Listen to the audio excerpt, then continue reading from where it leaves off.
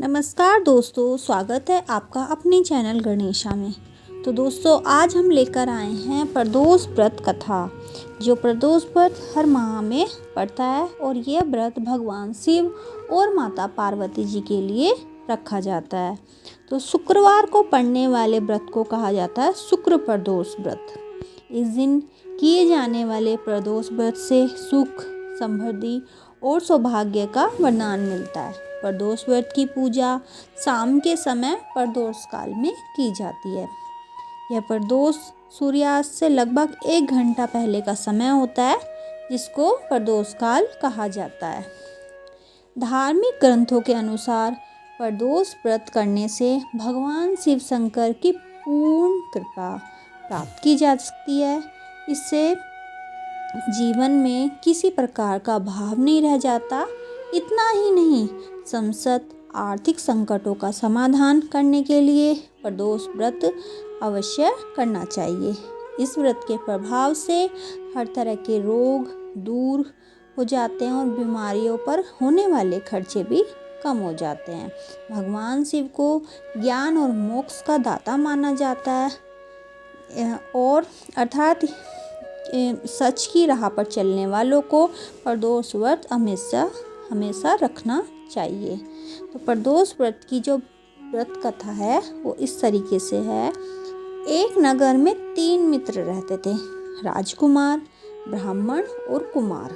और पहला था राजकुमार, दूसरा ब्राह्मण कुमार और तीसरा धनिक कुमार।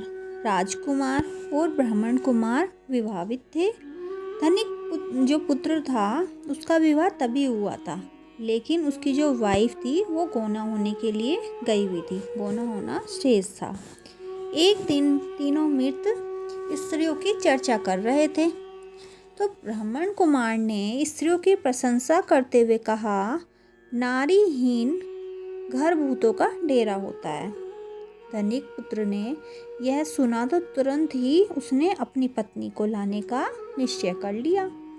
तब धनिक पुत्र ने माता पिता ने समझाया कि अभी शुक्र देवता डूबे हुए हैं, ऐसे में बहू बेटियों को उनके घर से विदा करवा के लाना शुभ नहीं माना जाता। लेकिन धनिक पुत्र ने एक नहीं सुनी और ससुराल पहुंच गया। अपनी ससुराल में ही उसने मनाने की कोशिश की, लेकिन ससुराल वालों ने भी उसे मनाने की कोशिश करी कि नहीं, ऐसे नहीं जाते, लेकिन वो जिद पर अड़ा रहा और कन्या के माता पिता को उसकी विदाई करनी पड़ी। अब विदाई के बाद पति पत्नी शहर से निकले ही थे कि बैलगाड़ी का जो पहिया था वो निकल गया और बैल की टांग टूट गई। दोनों को चोट लगी, लेकिन फिर भी वो चलते रहे। कुछ देर जाने पर चलते रहे। कुछ दूर जो जैसे वो चले, उनका पाला डाकुओं से पड़ा, जो उनका धन लूट कर ले गए। दोनों घर पहुँचे। वहाँ धनिक पुत्र को सांप ने डस लिया। उसके पिता ने वैद्य को बुलाया तो वैद्य ने बताया कि वो 3 दिन में मर जाएगा। तब ब्राह्मण कुमार को यह खबर मिली तो वह धनिक पुत्र के घर पहुंचा और उसके माता पिता को शुक्र प्रदोष व्रत करने की सलाह दी और कहा कि इसे पत्नी सहित वापस ससुराल भेज दें। धनिक ने ब्राह्मण कुमार की बात मानी और ससुराल पहुंच गया, जहां उसकी हालत ठीक होती गई।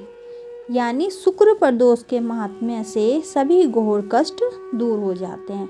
इस दिन कथा